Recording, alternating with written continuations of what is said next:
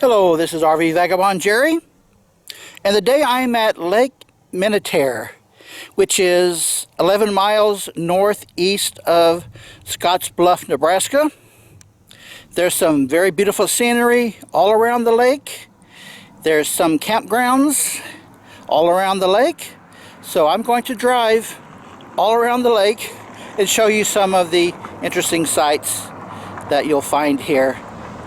And if you like to camp at lakes, this might be ideal for you if you're in the area of Scottsbluff.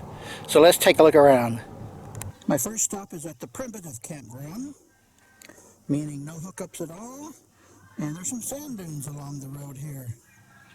And a pretty nice swim beach. Wow, look at that tree. I bet the lake is quite low from its average. Look how these trees are way out into the water there. This is a lovely primitive campground with all these trees. And look where the water line is on these trees.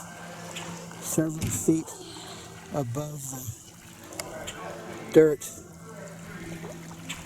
Here's another campground. I'm going to see if I can figure out the difference between basic and primitive camping. Well, this is a lovely setting. It looks like a river, but I think it's just an inlet from the lake. Yeah, this would be a nice place to camp right along there and go swimming right beside your campsite. Nice. Well, how do you like this view, folks? Look where those water lines are along the trees there. That looks like about 6-7 feet above the water. Interesting. I think this is a really cool place. And down here you can see where it goes into the lake.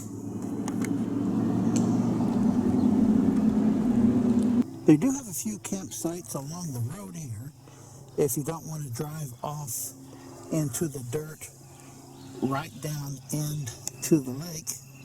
I suspect the basic campsites are the ones that have numbers, specific campsites where you're supposed to park, and the primitive is just parking anywhere out by the lake. Now from the other side of the lake that I just showed you, they have a campground here with paved campsites with 20, 30, 50 amp power boxes, and they're about maybe 40, 50 feet from the lake. And bring your boat with you because they do have a boat launch here. Here is a wide panorama around the lake. It's a fairly small lake, actually. There's one guy out there in a speedboat.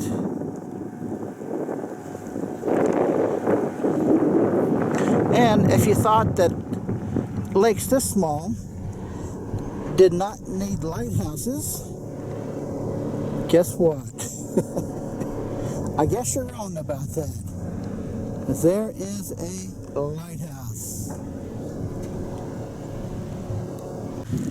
And it is open. So I'm going to be able to go up the lighthouse.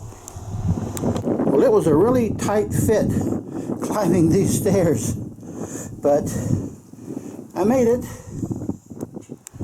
This is what it looks like inside. Have to stick my camera through the grate to get a view.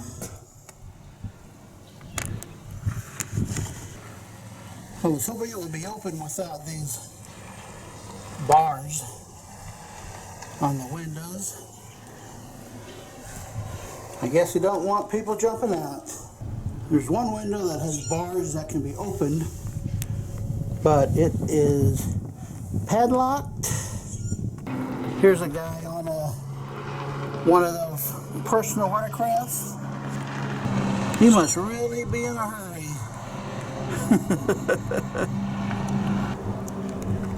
Although he seems to be really confused about where he's going. Left and right, left and right.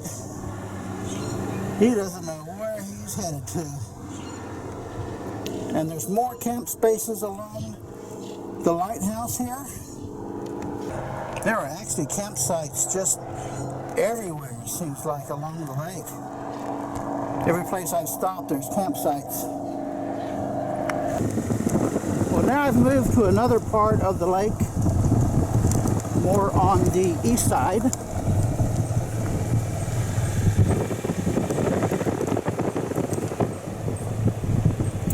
Looks pretty much the same everywhere.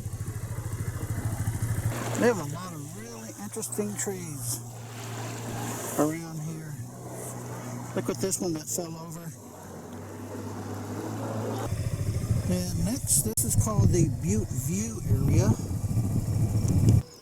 I don't really see a butte unless that really long hill is what they're talking about.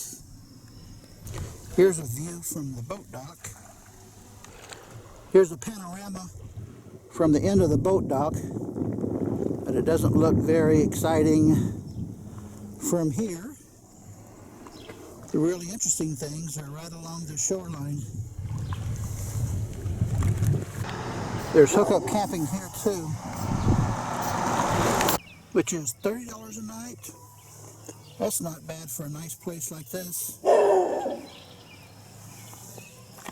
And lastly, I'm going to show you the beach. Like it says, it's for day use only. Well, folks, here is the beach. Got one picnic table and a barbecue grill. And this building here, there's a wall between it, so there's two sections. And the only thing inside is a picnic table. I guess that's if the wind gets too much for you, you come in here for your picnic. There's also a big covered picnic area here. Well, these trees here are something. Something else. Well, the beach, it's a fairly good beach. It's sand mixed in with a lot of pebbles. You definitely want to wear swim shoes to go in here. And the reason why there's nobody here at the beach but me is because it is a cold day.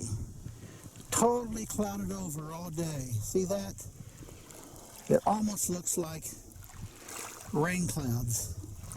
So other than some boaters and some kids that we saw playing in the water, that's about it this early in the year. So this is definitely a place you want to come in the summer, maybe for the 4th of July weekend. I bet it gets pretty full around here. So if you're in the area, Scottsbluff, this is a nice place to come, especially if it's a warm day. Good day, folks.